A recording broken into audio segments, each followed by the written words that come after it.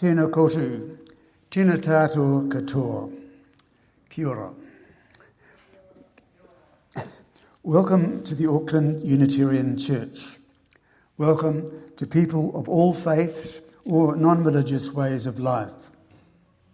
Welcome to people who are visitors today, whether you are passing through or looking for a spiritual home. We hope you will join us afterwards over a cup of tea or coffee. We celebrate the birthday of this congregation 116 years ago, but we also honour traditions that go back as far as 3,500 years. Today I'll be using two well-known Jewish readings about life-changing experiences, and those go back about 2,500 years. My opening words are from a collection of love songs written for the Jewish royal court about 2,300 years ago, and I'm using a modern Jewish translation. You may be familiar with the Christian version. This is not that much different. My beloved is like a gazelle or like a young stag. There he stands behind our wall, gazing through the window, peering through the lattice. My beloved spoke thus to me: "Arise, my darling, my fair one, come away. For now the winter is past, the rains are over and gone.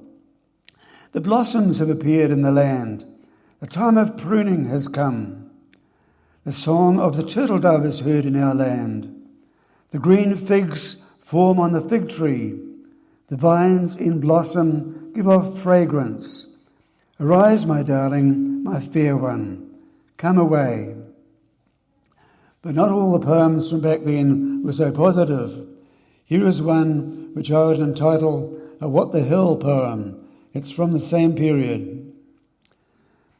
A season is set for everything, a time for every experience under heaven, a time for being born, a time for dying, a time for planting, and a time for uprooting what is planted, a time for slaying and a time for healing, a time for tearing down and a time for building up, a time for weeping and a time for laughing, a time for silence and a time for speaking, a time for loving, a time for hating, a time for war and a time for peace. What value then can the man of affairs get from what he earns?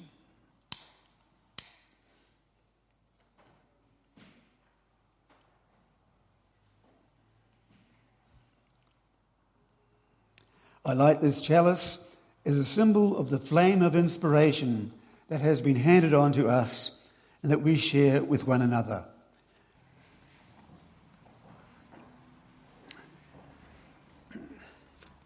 Well, the subject of my sermon is life-changing events that you didn't ask for, and I've mentioned a couple of mine. When Clay asked me to take this service back in July, I had just had a heart attack, and like many others who've been through this kind of event, it made me rethink where my life was heading. But I had also just been on this holiday. It was not just to Australia, but it was to the Great Barrier Reef. And that also made me rethink in a much more positive way. So I thought, well, what we call life-changing events can be tragedies, but they can also be beautiful, surprising things that we hadn't thought of. How come? What makes these things life-changing? Well, one theory that I thought of was that many of us, most of us, grow up in a circle of friends and family that may be quite different from other people's circle of friends. And we may get good at some things, but maybe other experiences that we're not so good at. We may grow up with blind spots in our lives. And a blind spot doesn't necessarily matter until you hit a crisis, and then you find that is a situation your set of plans and skills doesn't work for. And so life-changing experiences depend on where we started from. We don't all need to change, but when change comes, it can be quite painful, quite surprising. And I shouldn't give the impression that all life changes are for the better. I thought of a couple of great leaders who were influenced by events in their lives, and one of them I would regard as a very positive experience, and one I would regard as horrendously negative. The positive example was the Methodist founder John Wesley. When he was 6 years old, his house burnt down while he was in it. The rest of his family escaped and stood on the street outside, and when they counted up who was there, because it was a very big family, they were horrified that John was not there. But he was a very resourceful little boy, and although he could see the flames coming through his bedroom door, and although he couldn't reach the window, he dragged a dresser over to the window, climbed up on the dresser, opened the window, and yelled out for help. And when the people saw him from down below, they were very happy but also concerned. Could he get down? And his father tried to get into the house and could not make it because it was too hot. And so some people start to look around for neighbouring houses to see if they could find a ladder to reach him, and they couldn't. So one man who was fairly tall stood up and could reach part way up there, and another man came and stood on his shoulders, and the two of them brought him back down. And the person who drew the happy conclusion from that was John Wesley's mother, Susanna. She said, "You are like a brand rescued from the fire. God must have a very special purpose for you." And that thought stayed with him all his life. And when he was 51 and thought he was dying of bronchitis, they called it consumption, but it was TB, he wrote an epitaph for himself. He said, "Here lies John Wesley, a brand plucked from the journey," and he was preparing to die in peace. Unfortunately, for that expectation, he didn't die, he got better, and he was still going for another 31 years, lived to a very good old age despite this. But that was a great change, I thought. But another famous leader drew an opposite interpretation from tragedy. It was the Chinese communist leader Mao Zedong in the 1930s. The Japanese had invaded China, and they could not easily get rid of them. And the nationalist leaders, the Kuomintang, were fighting back against the Chinese, but they were representing what Mao Zedong thought was a rich man's club.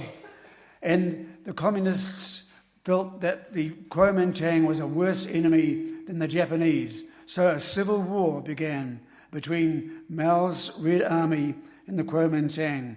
And they were still at the same time fighting the Japanese. And it went on for 20 years in a terrible three-way struggle. Whole cities were besieged and the residents starved to death. In one of these defeats, the Kuomintang arrested Mao's wife and sister and beheaded them. And he commented, "I felt the pity drain out of me." And that lack of pity became a feature of his life in horrendous ways and in his leadership. For instance, when the Japanese were attacked from atom bombs and 60,000 were killed in a few seconds, he said, "Well, we took longer to do it than that, but we killed more than twice as many people as that." And this was his attitude, that a nuclear war would not be that bad because some of them would survive and they would rise from it a great nation. And when his own supporters were slaughtered, he said that too was worthwhile because those who had survived would later grow back to the same population they started with.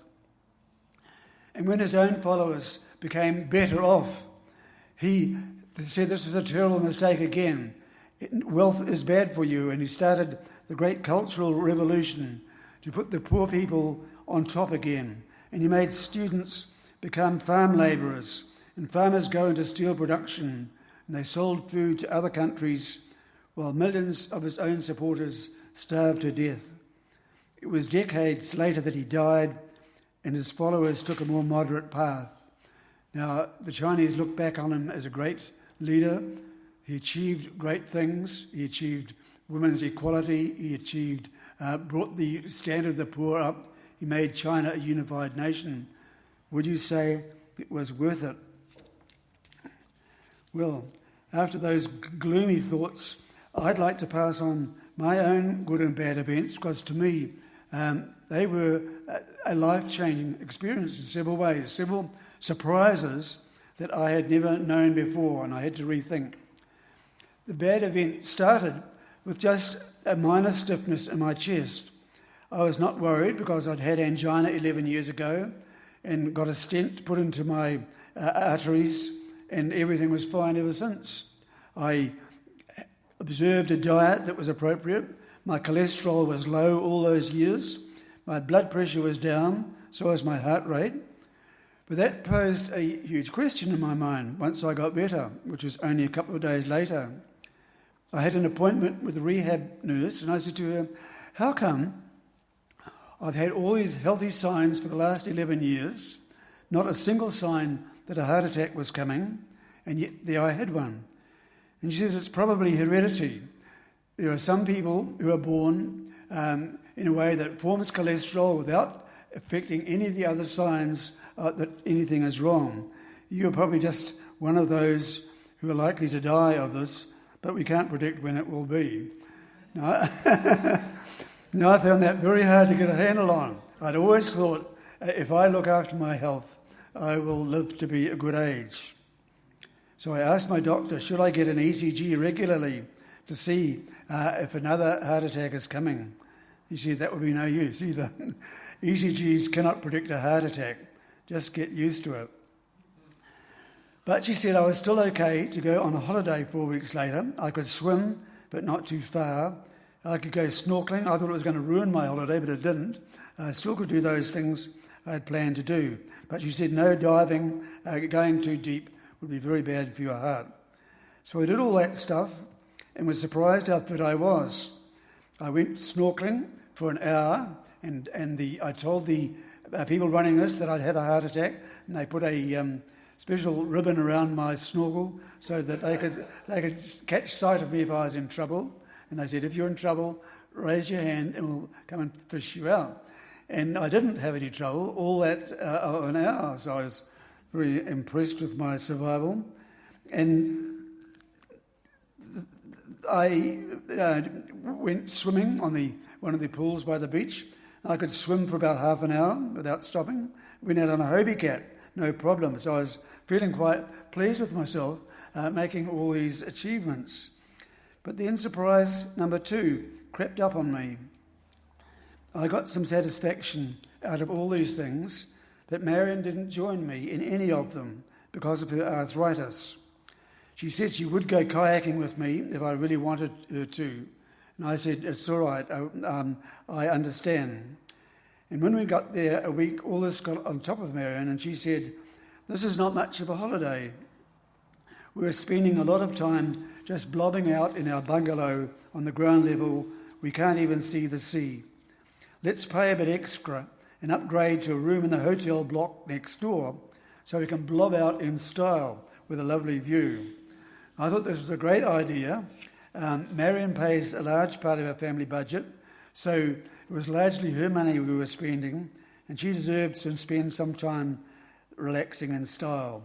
It's not called the Reef View Hotel for nothing, and we went up in the lift to see which floor we'd like to get on, which has a great view, and all the floors from the 3rd floor up have a sensational view of the sea. Unfortunately, nearly all the rooms were full. We went back each day to see if anybody had gone home early. And two days later, they said there was one, but it was on the 18th floor. And I asked how much extra that would cost. They didn't expect me to pass that because all the 18th floor are millionaires' pads. And so they checked it, and they said it would be double what we'd been paying. It would cost $800 a night. And Marion was about to give up on that, and I said, I knew she would do it, so I pushed her and said, let's do it. And we did. And it was a mind-changing experience for both of us. For the start, the 18th floor had fantastic views in all directions. It was a giant luxury suite with 4 balconies, one for the bedroom, one for the lounge looking north, another from the lounge looking east, and another went right round the end of the building, giving us a view, almost round the full circle view. For me, the highlight were these top 2 floors, were also the favourite roosting places for about 50 cockatoos, and they were constantly visiting us. I loved it when I accidentally left the door open once, we were warned not to, and one of these cockatoos was sitting on our kitchen bench, opening a packet of biscuits. We didn't need entertaining. Every morning, way below us, we would see a fleet of 15 Hobie cats with rainbow-coloured sails. We could see the blue tide when it was high, and we could see the brown of the reef when it was low tide. The 18th floor was obviously Millionaires' Row, so I checked out what the other millionaires were wearing. I noticed all the men had plain shorts and plain T-shirts and sneakers without socks. Now, I already had plain short and plain T-shirt, but I always used to wear socks, so I took my socks off and went with just sneakers for 3 days, like a millionaire. I also like the Nespresso coffee machine they had there. Since I've been on the diet the last 11 years, I haven't really enjoyed my coffee, so it was heaven to get the flavour and the strength exactly right every time. Back home, the readjusting continued. One day we both had a very heavy pile of jobs. So we said, today we work, tomorrow we go and see a movie. And we've been to 3 movies since then. We are practicing having recreation. When I went on this rehab course, a course of about 6 lectures, Marion asked if she could come too. And the nurse said that was a very good idea, and she suggested others might like to do the same. But that particular lesson was about how to do CPR, and Marion was the only one who wanted to try it out. We figured she was more likely to need that skill than I was. But that was surprise number 5. It was nice to be sharing more of our lives together, including our recuperation. Change number 4 was my birthday. Last Wednesday was my birthday, and Marion's family have what I regard as a disgusting habit of buying their own birthday presents and then asking people to contribute to it. So this time I thought I'd do that. I said to Marion, I'd like to get a Nescafe coffee machine like we had in the hotel. She thought that was a huge waste of money, and she said we haven't got room for it in our kitchen, but she looked at them all the same online with me. I liked one like the same we had at the hotel. It's quite cheap and brilliant red. She said, you can't get that. That wouldn't match our colour scheme. I said, not every item in the kitchen has to be the same colour. She said she pays more for our house, so she should get to choose the kitchen colour scheme.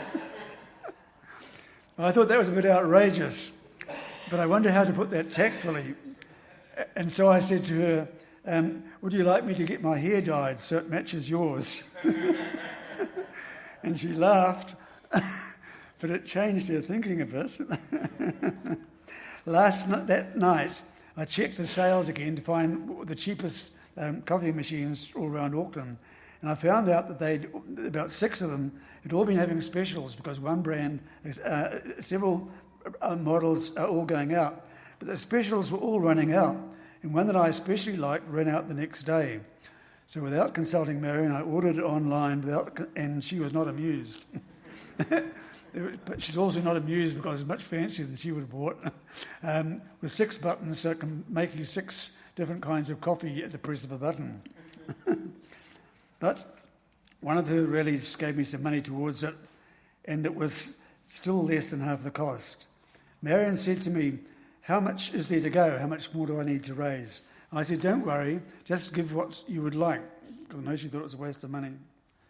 And she said, I'd like to give you 200. And I said, that's way too much.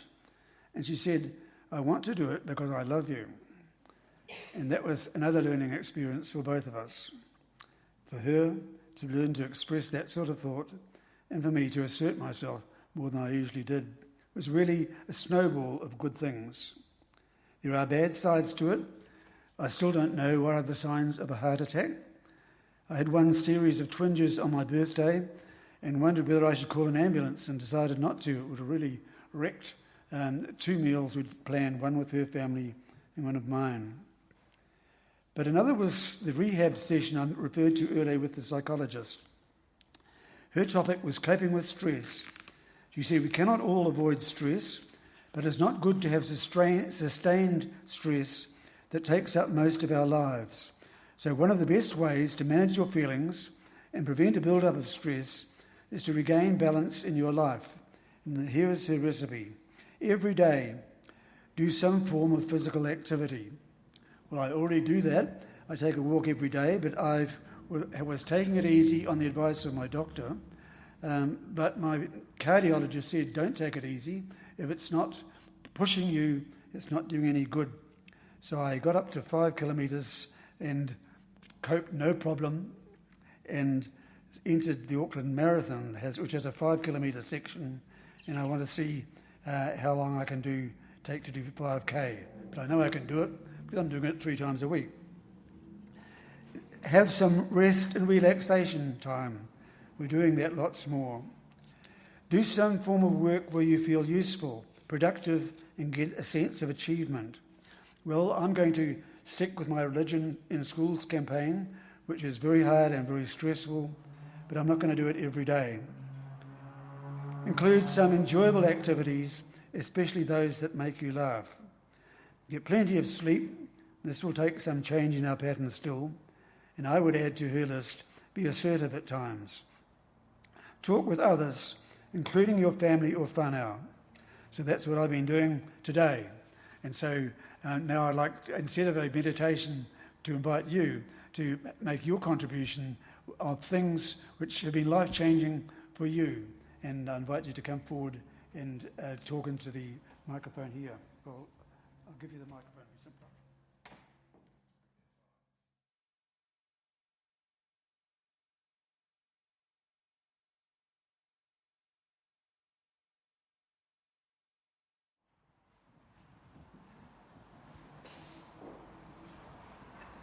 And for our closing words, may love inspire you, wisdom guide you, and peace surround you until we meet again.